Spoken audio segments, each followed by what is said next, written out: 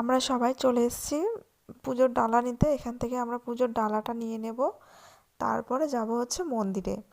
আর মেয়েগুলো তো খুব বিরক্ত করছিল, যেটা দেখছে সেটাই ওদের কিনতে হবে। এই যে সবাই এখন যাব মন্দিরের দিকে, তো চলুন পুজোটা দিয়ে আসি। এদিকে ওরা পিছনের দিকে রয়েছে, ওরাও যাবে। ওই যে পুচকেটা আসছে হেঁটে হেঁটে। মন্দিরের ভিতরে ঢুকে গেছি। এই যে মন্দিরের ভিতরটা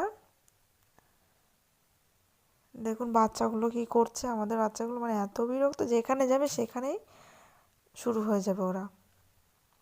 তারপর এখানটাতে এই যে আলতাগুলো এরকমভাবে ঢেলে দিতে হয়, তো আমি সেটাই করছিলাম। আর একটা এই যে গরু বাঁধা ছিল এখানটাতে, জানি না কেন। তো সবাই ভালো থাকবেন, সুস্থ থাকবেন।